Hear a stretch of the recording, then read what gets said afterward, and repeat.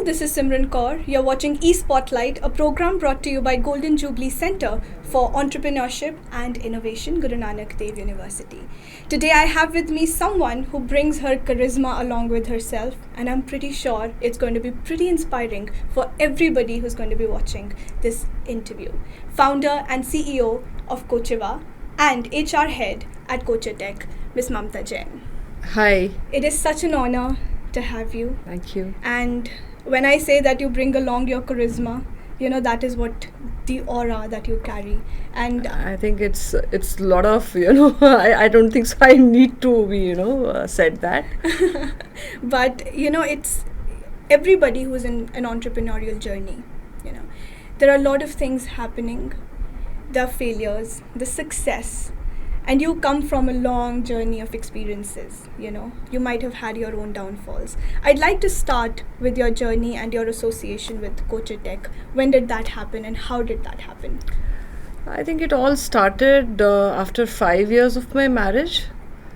When my son was born and he was about 3 years old, and the circumstances were such at home that I had to be brought into business. My father-in-law was not well. He was in Delhi for 2 months, so my husband had to be there. And so we have a joint family. The family business is into textiles, right. But my husband ventured into IT, and so there was nobody who knew about the IT. So I was brought in, and when there were guests at home, I wouldn't be able to make it to office. I came from a very orthodox, conventional family before marriage, and here also it was pretty orthodox. Mm-hmm. I am proud to say that I'm the first daughter-in-law who started working. I set the trend, I set the ball rolling, and it happened like that.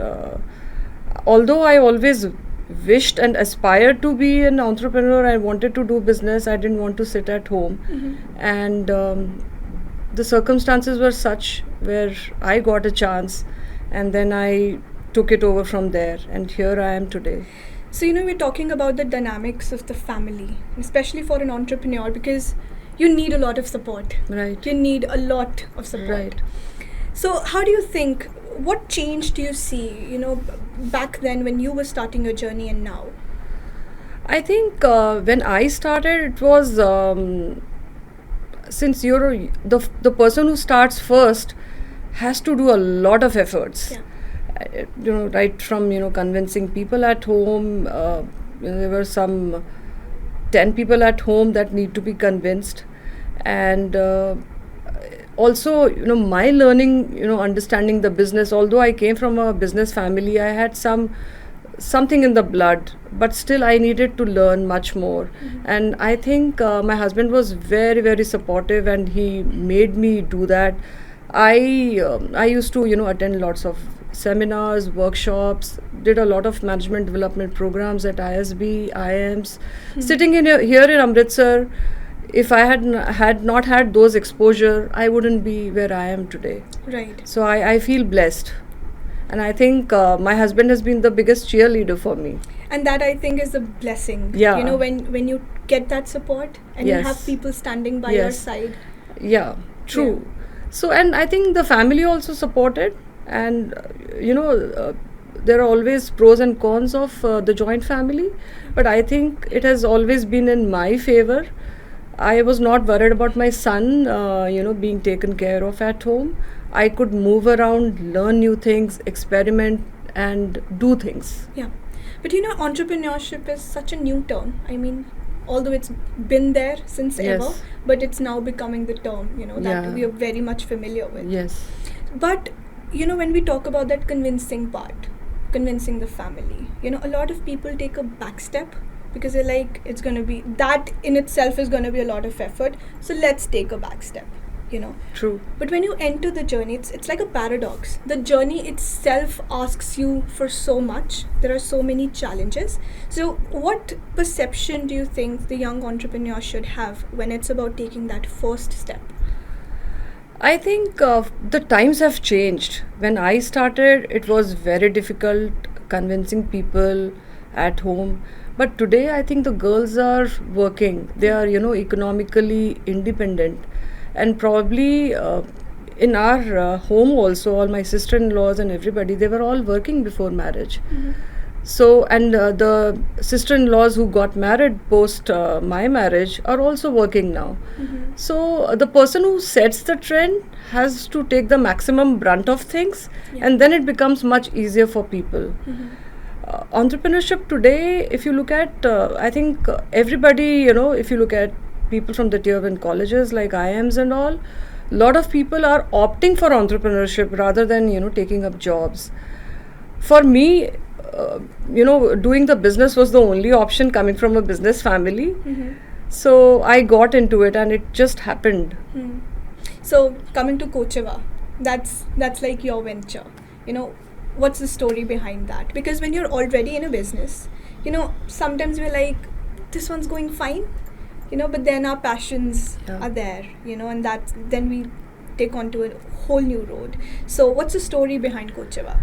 So, in Kocher Infotech, I was heading HR. Right. So I would have, I would have interviewed close to, I think more than 5,000 people I would have interviewed by now. And I figured out, there were a lot of people who were walking in for jobs, but they were not capable or they were not skilled enough or ready enough for the jobs. Right. And that's where I saw the gap. I figured out, and especially in Amritsar, the kind of business we have, we actually serve a lot of global clients based in Amritsar. And you don't get the ready manpower here, so we had no option but to train the people that we had, pick up the raw manpower, groom them, and that's how we have done.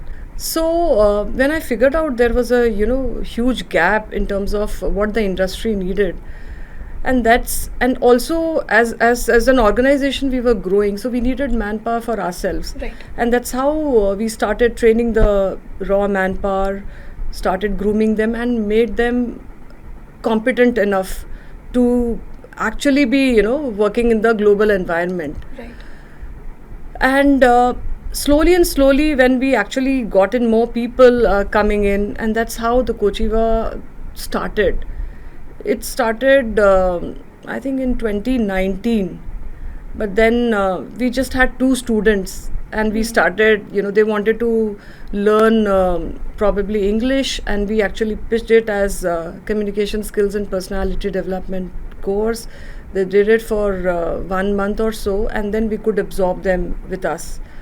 And then after few months, COVID happened, and I think I was also, we had some family emergency. I was out during the COVID for 4 months in Ahmedabad, so nothing was happening, and that's the time I actually invested a lot of time in learning business, how to run a business, or probably marketing per se. Right. Because Kochiva was fairly new and I needed to understand how to market it.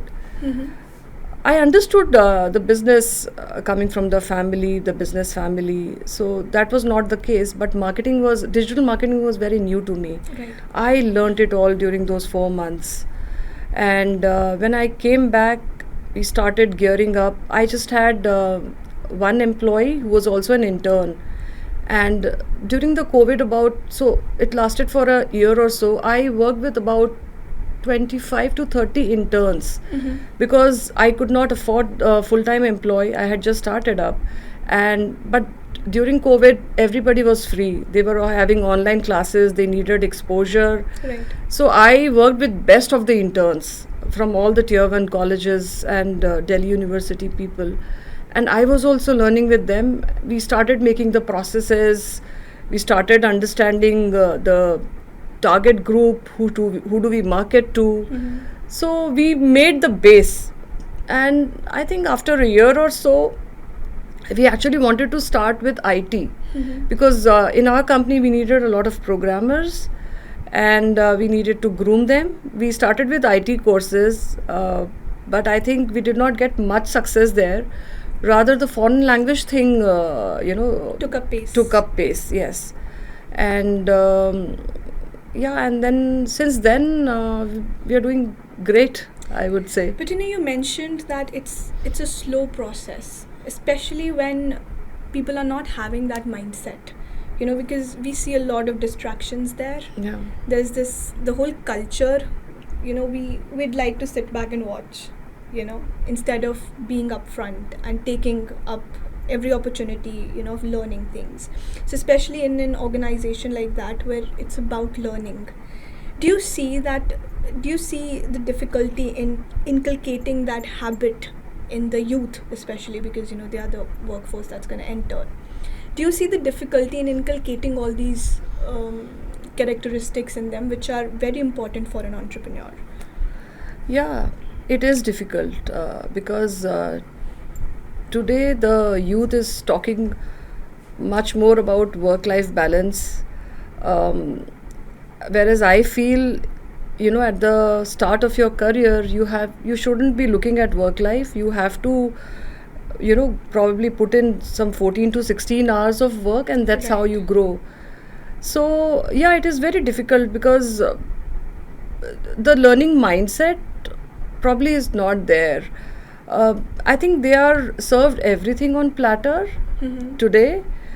They've got the comforts, typically, as India is also growing, so people are getting things, with them.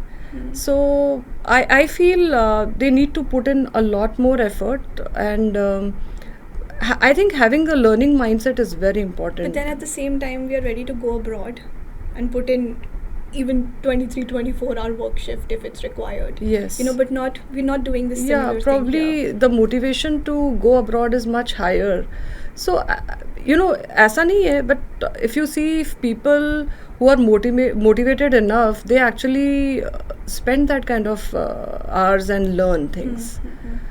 I think you have to have a right kind of motivation to do things. Right. But I feel generally people don't want to spend so much of time learning new things. But you deal with a lot of employees at Coach Tech, interns at Coacheva, and as you're growing, there are going to be a lot more coming. Every employee is bringing a different mindset, a Yeah. different personality, a different kind of mood and vibe to the workplace. How do you balance that dynamic? Because not every employee is going to be easy to handle. There can be groupism going on just when you have that one difficult employee with you. Yeah. So there's this difference in being assertive and being bossy. So how do you deal with that kind of dynamic when some sort of situation arises? So I think the gray hair actually plays a very important role. I have been in business for more than 20 years now, and I've had lots of such situations coming in life, and we have fathomed over it.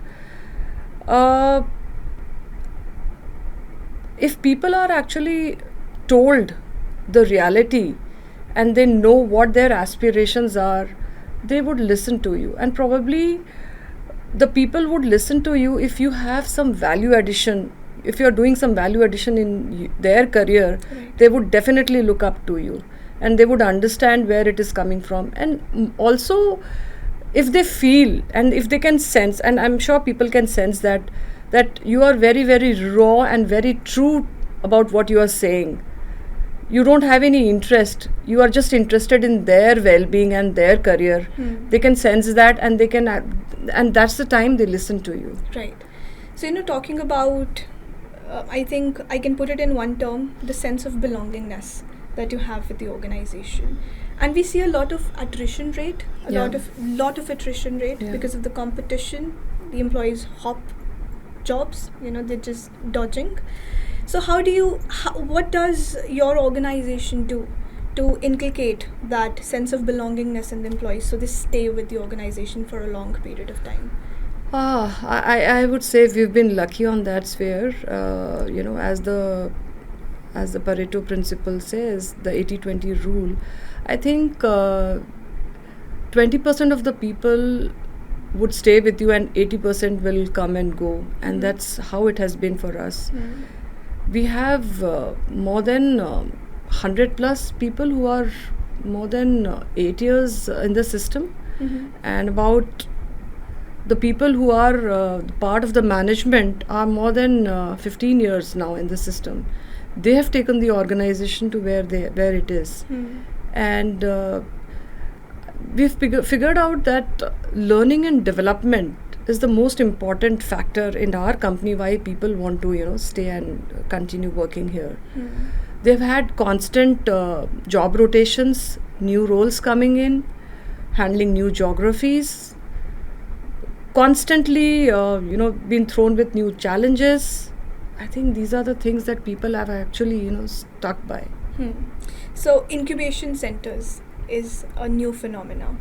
We were not having incubation centers. Even if they were there, the awareness was not there.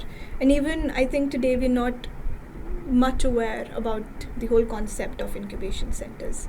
We have one here at Guru Nanak Dev University. What role do you think? So where we also feel that the incubation centers would help the youth in terms of finances are required, the networking, the mentorship. You get everything when you actually are part of the incubation center of any company or any university. And it is very easy for the youth today to get associated with the incubation center and get all these facilities. Right. So now you've spread across 6 cities, right? Yes. 6 cities, again, different kind of population. So how do you manage the business model? What kind of flexibility is required, and what are the characteristics of a good business plan, especially when you're dealing with different sets of population? So I'll tell you, 2008 is when we moved to Bangalore. Till that time we were in Amritsar, and we were about 1,000 people in Amritsar at that time. And so when we had to move to Bangalore, we were shit scared.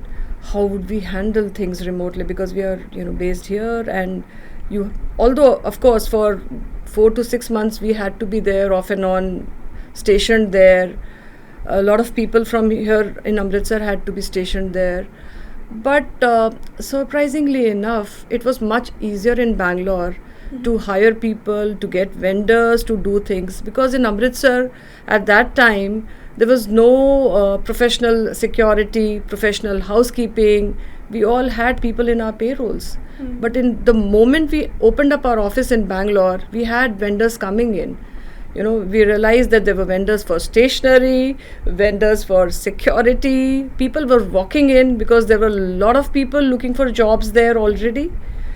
It was a contact center that we opened up, so enough pool was there for people to come in.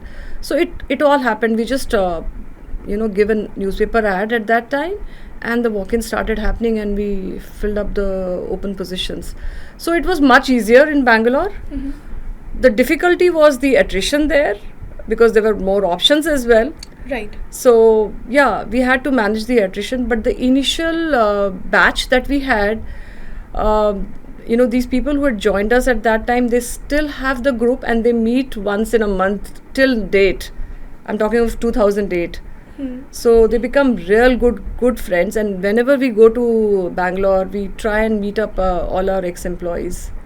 And that is really amazing, because it's working for an organization and then working for a boss. Yes. So you need to have a really good boss. So people leave bosses, actually, they don't change organizations. Right. So you've interviewed a lot of people, Yep. As an HR head. What things do you see in the personality of the employee that you want to hire? What straight away strikes you like this is a green tick? I think it again depends on the role you're hiring for, but typically I would look for the learnability.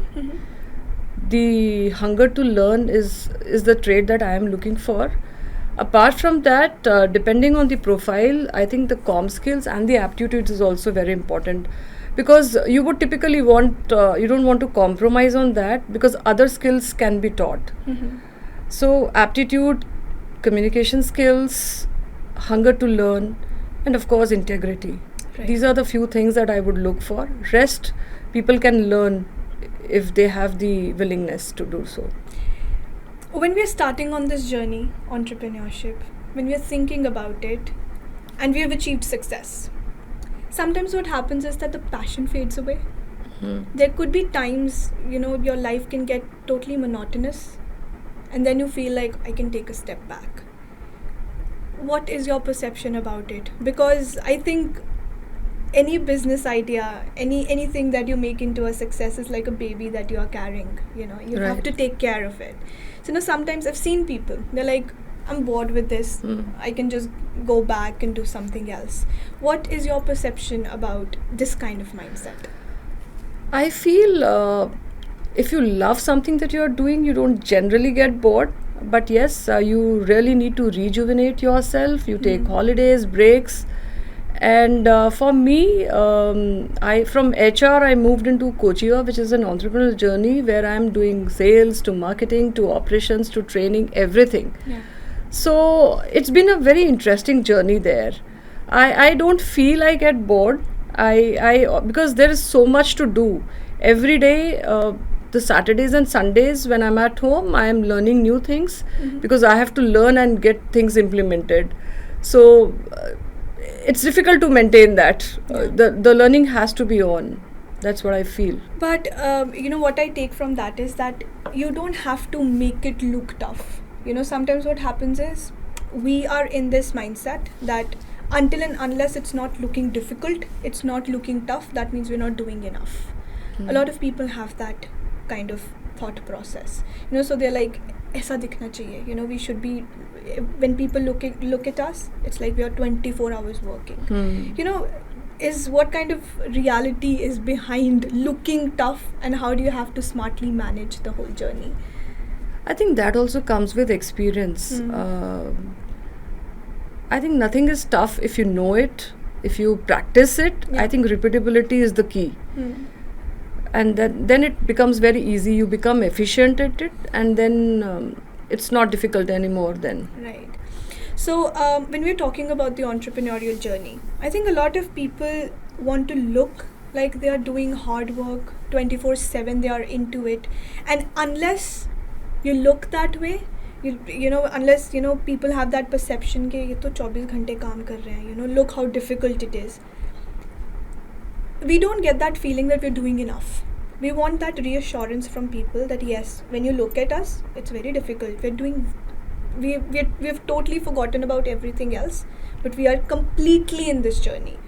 And for people to understand that, sometimes we make it difficult for our own selves. So what is your perception about this kind of mindset and this kind of thought process that we bring into this journey? So what I feel is, ki anything that you enjoy doing, you don't find it difficult. And also the concept that work hard and play harder. So I feel the weekdays when you're working, work hard, give it the best. I don't think any work should be taken home. You should try and complete it during the hours that you're working. And when you get back home, one should spend time with the family. Right. And the weekends are for the family and for yourself also. There's a lot of chores that you need to do. You need a lot of time for rejuvenation. You need a lot of time for your learning. When do you do that? Because on the weekdays you're constantly on your work, telling people what to do, instructing them, taking feedbacks and all. You need a time for yourself. Right. So that time comes once you get back home. And I also don't believe there are a lot of people in our organization also who would probably send mails at 2 a.m. and 3 a.m. trying to show that they're working. But I generally don't believe in all those things. I feel that one should be able to do their work during the stipulated time that they have. Right. And it's working smart. Yeah, it's working smart. It's working smart. Yeah, that's the whole mantra today. Yeah. So I think anybody who's going to be watching this interview, the nuances that you talk about when you look back at your journey, anybody who's going to be watching this interview is going to take away so much. And your journey in itself I hope so. When it comes through heart, I think there's a lot that people can take. Sure. And if there's any message that you'd like our entrepreneurs to hear from you, please go ahead. So I would, the few things that I would like to say is, that if you are thinking that you will get into a 9 to 5 job and reach to the peak of your career, it's going to be difficult. If we look at people who've grown in their career, are the people who've given some 14 to 16 hours during the start of their career. So that is one. Second, today we need to be upskilled in all the departments. If you are into marketing, probably you need to learn sales, you need to learn finance, you need to learn operations. You need to know all the nuances of all the departments, all the roles today. Third, I feel you need to groom manpower. You will never get ready manpower. You have to train them for the culture, the skills that they need to build. The fourth thing is, if you hire people who are hungry to learn, they would take the company miles ahead along with you. Invest in people, invest in yourself. Thank you. All right, that is truly inspiring, motivating, and I hope that the entrepreneurs take away the motivation from your journey and stay on the journey and not take a step back. Thank you so much. It was an honor to interview. Thank you. Thanks, Simran. Thanks for inviting me. Likewise. This is Simran Kaur signing off. Stay tuned. We'll be bringing more interviews and we'll keep on inspiring you. Thank you so much.